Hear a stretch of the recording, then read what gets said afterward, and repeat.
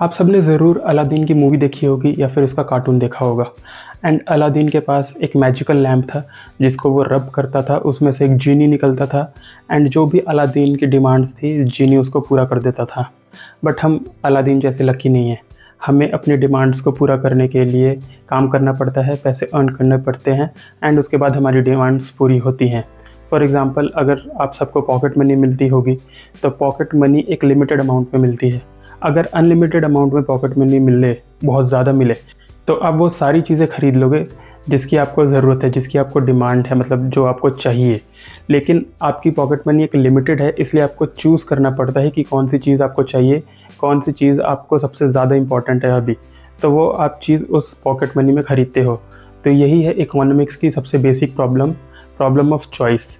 क्योंकि हमें चूज़ करना पड़ता है कि हमारे लिए कौन सी चीज़ सबसे ज़्यादा ज़रूरी है और उसे ख़रीदना पड़ता है। हमारे पास सारी चीज़ें सामने अवेलेबल होती हैं शॉप्स में एंड सबके प्राइसेस भी हमें पता होते हैं, लेकिन फिर भी हमें वही चीज़ चूज़ करनी पड़ती है जो हमारे बजट में आती है, जिसके रिसोर्सेज हैं हमारे पास एंड जो हमारे लिए सबसे ज़्यादा इम्पॉर्टेंट है।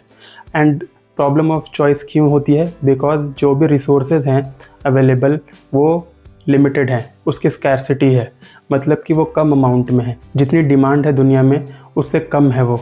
एंड अलादीन और हम में सिर्फ एक ही चीज़ कॉमन है कि हम दोनों की डिमांड्स अनलिमिटेड है। अब स्कैरसिटी हर जगह है दुनिया में, मतलब डेली लाइफ में आप कहीं भी देख लो, ट्रेन बसेस की टिकट्स बुकिंग काउंटर पे, उसमें जब सीट्स होती हैं अवेलेबल उससे ज़्यादा ही लोग होते हैं, तो वहाँ पे भी स्कैरसिटी है। फिर जो इसेंशियल कमोडिटीज़ हैं अवेलेबल मार्केट में वो भी एक लिमिटेड अमाउंट में हैं, वो भी ख़त्म हो जाते हैं, फिर उसके लिए हमें वेट करना पड़ता है या ज़्यादा प्राइस देना पड़ता है। एंड इसी स्कैरसिटी की वजह से इकोनॉमिक्स के एक और कॉन्सेप्ट है सप्लाई एंड डिमांड।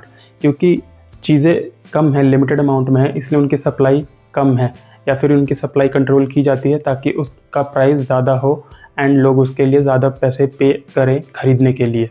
अब जो प्रोड्यूसर्स होते हैं उनके पास भी रिसोर्सेज लिमिटेड होते हैं जिससे कि वो प्रोडक्ट्स बना सकें। फॉर एग्ज़ाम्पल, हम अगर खाने का ही एग्ज़ाम्पल लें, फूड का, जो हम डेली खाते हैं जिससे हमें नरिशमेंट मिलती है।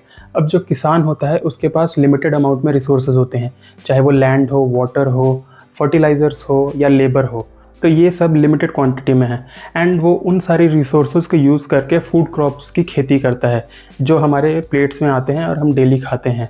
लेकिन वो चाहे तो उसी रिसोर्सेज को यूज़ करके जो नॉन फूड क्रॉप्स हैं, जो कमर्शियल क्रॉप्स हैं, जैसे कि कॉटन हो गया, रबड़ हो गया, एट्सेट्रा, उनकी भी खेती कर सकता है।